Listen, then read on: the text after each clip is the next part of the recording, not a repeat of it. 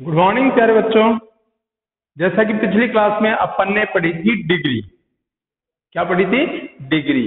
Degree positive degree, comparative degree और superlative degree.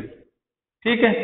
यदि एक ही की बात करनी है, एक ही व्यक्ति, वस्तु या स्थान की बात करनी है तो उसके लिए आएगा पॉजिटिव डिग्री। दो के बीच में अगर कोई तुलना करनी है तो आएगा कंपैरेटिव डिग्री, क्योंकि उनमें कंपैरिजन करना है। और बहुत से के बीच में अगर कोई बात करनी है या बहुत से में सबसे बेहतर है, उसके लिए आएगी सुपरलेटिव डिग्री। ठीक है। आज अपना टॉपिक है जेंडर मीन्स लिंग। जेंडर कितने प्रकार के होते हैं? अपने अंग्रेजी में 4 प्रकार के जेंडर होते हैं। There are 4 types of gender in English. अंग्रेजी में 4 प्रकार के जेंडर होते हैं।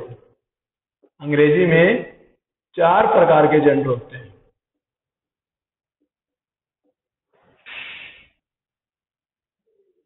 ठीक है। कौन कौन से होते हैं? पहला है मैस्कुलिन जेंडर। मैस्कुलिन जेंडर का मतलब होता है पुल्लिंग। दूसरा होता है फेमिनिन जेंडर। फेमिनिन जेंडर का मतलब स्त्रीलिंग। तीसरा होता है कॉमन जेंडर। कॉमन जेंडर का मतलब होता है उभयलिंग। और चौथा होता है न्यूट्रल जेंडर, जिसका मतलब होता है नपुंसकलिंग। ठीक है। मैस्कुलिन जेंडर किसे कहते हैं?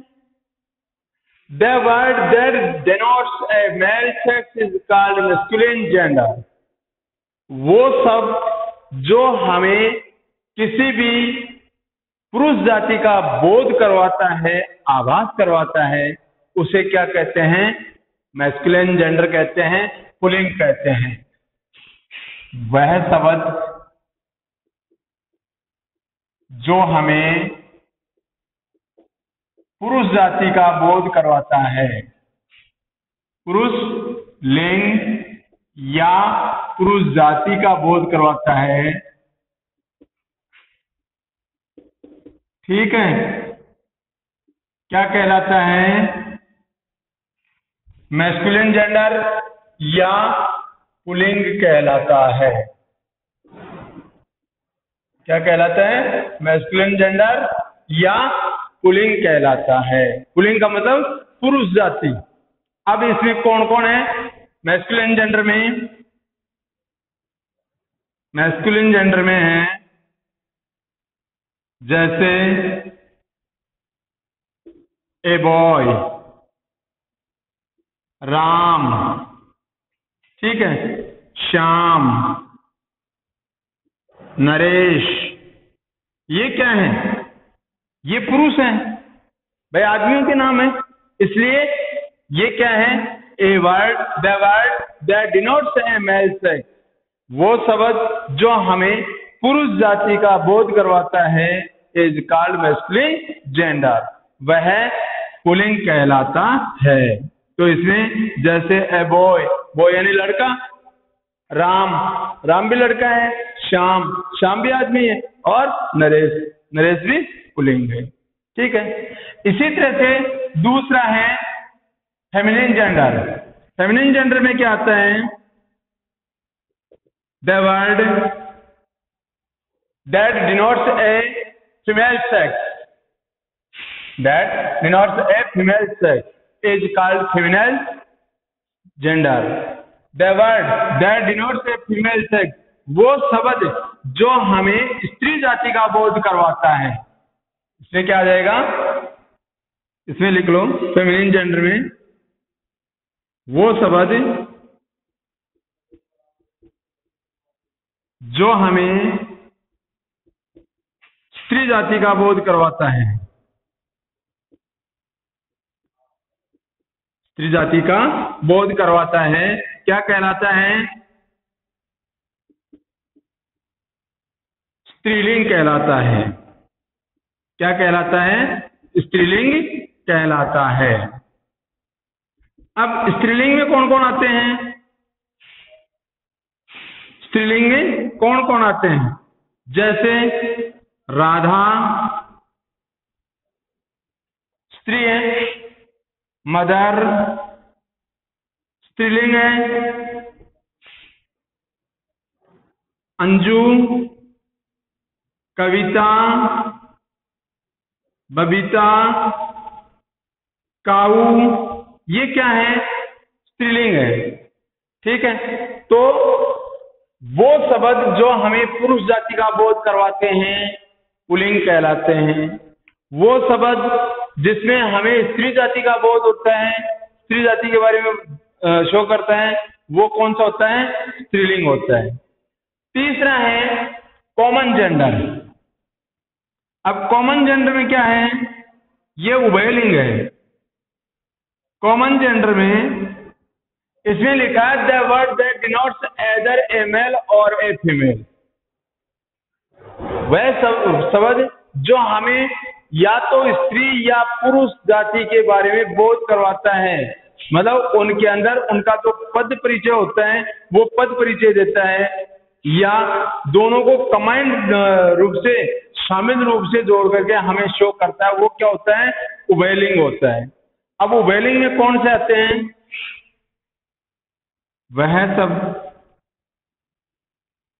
जिसमें स्त्री एवं पुरुष दोनों का सम्मिलित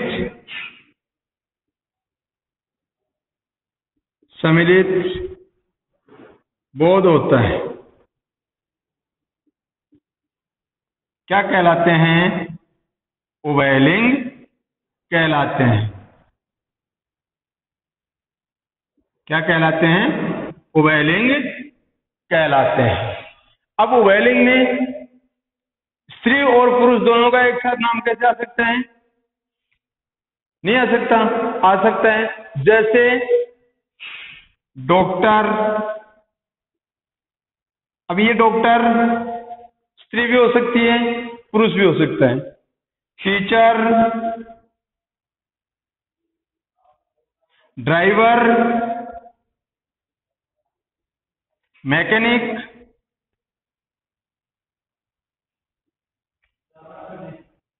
बहुत से ऐसे वर्ड्स हैं जिनमें दोनों आदमी एक जैसा काम कर सकते हैं। ठीक है, तो उनके अंदर भी क्या है? स्त्री जाति का, स्त्री और पुरुष दोनों का बोध होता है। जैसे एलिफेंट। अभी इसमें एलिफेंट में हाथी या हाथी नहीं एक ही बात है। हाथी हाथी नहीं। शीप, भेड़, भेड़ा। ठीक है, इसी तरह से जैसे कुक, रसोइया, खाना पकाने वाला, रसोइया। तो ये क्या है? रसोइया औरत भी हो सकती है और पुरुष भी हो सकता है। इसलिए दोनों का आभास करवाने वाले, दोनों का बोध करवाने वाले शब्द जो होते हैं उनको क्या कहते हैं? उभयलिंग कहते हैं। और चौथा है अपना न्यूटर जेंडर। चौथा है न्यूटर जेंडर। अब ये न्यूटर जेंडर जो है ये नपुंसक लिंग होता है। नपुंसक लिंग का मतलब होता है जिसकी लाइफ नहीं होती, विदाउट लाइफ होता है, मतलब विदाउट लाइफ होता है। The word that denotes an object, वो सब जो हमें किसी वस्तु की ओर संकेत करता है, वस्तु का बोध कराता है, विदाउट लाइफ, जिसका कोई जीवन नहीं होता है, वो सजीव नहीं होता है, निर्जीव होता है, इज कॉल्ड न्यूटर जेंडर। वो एक नपुंसकलिंग कहलाता है। और नपुंसकलिंग में जैसे वह शब्द जिसमें किसी निर्जीव वस्तु का बोध होता है, किसी निर्जीव, बिना जीव वाली निर्जीव वस्तु का बोध होता है।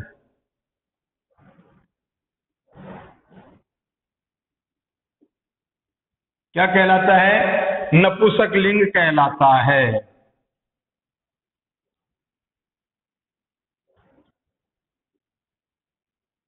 क्या कहलाता है? नपुंसकलिंग कहलाता है।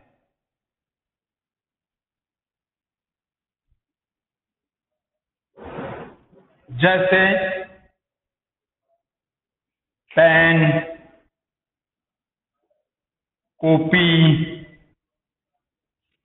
टेबल, ब्लैक बोर्ड, ये क्या है? इनके अंदर जीवन नहीं होता है। क्या नहीं होता है इनके अंदर? जिंदगी नहीं होती इनकी, ये निर्जीव वस्तुएं हैं। और इन निर्जीव वस्तुओं की ओर इंडिकेशन करने वाला, डिनोट करने वाला जो वर्ड है वो क्या कहलाता है? नपुंसकलिंग कहलाता है। ठीक है। अब ये जो जेंडर है, इन जेंडर्स के अंदर अपन आगे पढ़ेंगे नंबर। क्या पढ़ेंगे? नंबर। नंबर कितने प्रकार के होते हैं? इंग्लिश में नंबर 2 प्रकार के होते हैं। ठीक है। तो ये तो है अपने क्या? Gender. There are 4 types of gender in English. अंग्रेजी में 4 प्रकार के लिंग होते हैं। कौन कौन से? पहला मैस्कुलिन जेंडर, पुलिंग। दूसरा फेमिनिन जेंडर, स्त्रीलिंग जिसको फीमेल भी कहते हैं। तीसरा कॉमन जेंडर, उभयलिंग। और चौथा न्यूटर जेंडर, नपुंसकलिंग। और इनकी डेफिनेशन आपको बताई दी। मैस्कुलिन जेंडर किसे कहते हैं? वे शब्द जो हमें पुरुष जाति का, पुरुष के लिंग का या पुरुष जाति का बोध करवाते हैं, उनको पुल्लिंग कहा जाता है। मैस्कुलिन फेमिनिन जेंडर वह शब्द जो हमें स्त्री जाति का बोध कराता है, स्त्रीलिंग कहलाता है। तीसरा है कॉमन जेंडर, उभयलिंग। वह शब्द जिसमें स्त्री एवं पुरुष दोनों का सम्मिलित बोध होता है, उभयलिंग कहलाते हैं। और चौथा है neutral gender. The word that denotes an object without life is called neutral gender. ठीक है। वह शब्द जिसमें किसी निर्जीव वस्तु का बोध होता है, नपुंसकलिंग कहलाता है। ठीक है। तो ऐसी चीजें क्या हैं? ये जो जेंडर है, यदि इन जेंडर्स का आपको पता है तो आपको अगर कोई पूछे कि ये जो ऑयल है, तेल, ये सजीव है या निर्जीव, तो आप क्या कहोगे? निर्जीव। बैग है, बैग सजीव है या निर्जीव? निर्जीव। क्योंकि ये वस्तुएं हैं और इनकी ओर अगर कोई इंडिकेट करता है, कोई इशारा करता है और वो बताता है कि ये कौन सी वस्तु है, तो अपन दी हुई वस्तुओं के अनुसार, जैसे मैस्कुलिन जेंडर में है लड़का है, राम है, श्याम है, घनश्याम है, नरेश है, पंकज है, मनोहर है, ये क्या है? ये पुल्लिंग है। फेमिनिन जेंडर में, फेमिनिन जेंडर के अंदर जैसे राधा है, मदर है, अंजू है, कविता है, श्वेता है, बबीता है, ये क्या है? स्त्रीलिंग जाति का बोध होता है, क्योंकि इसमें औरत जाति का बोध होता है। कॉमन जेंडर, इसमें दोनों का बोध होता है।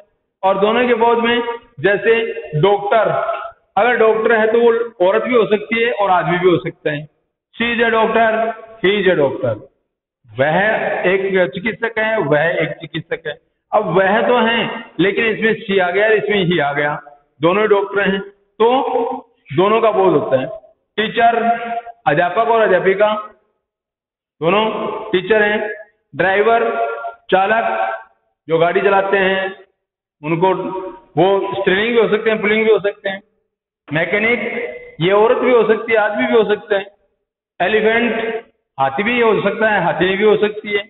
शिप, भेड़ भी हो सकता है, भेड़ा भी हो सकता है। ठीक है। मेमना, कुक, रसोईया, अब उसमें औरत भी हो सकती है रसोई बनाने वाली, और आदमी भी हो सकता है। ठीक है। इसी तरह से न्यूट्रल जेंडर, ये वो शब्द जिस शब्द में किसी निर्जीव वस्तु का बोध होता है, नपुंसकलिंग कहलाता है। जैसे पेन है, इट इज एन ऑब्जेक्ट, ये एक वस्तु है, but it is without life, लेकिन ये निर्जीव है, बिना जिंदगी की है। कॉपी है, कॉपी में आप लिख सकते हैं, लेकिन वो चल नहीं सकती, बोल नहीं सकती। ठीक है। टेबल है, निर्जीव है। ब्लैक बोर्ड है, निर्जीव है। ठीक है। तो इस प्रकार से ये है अपने gender. Thank you, best of luck students.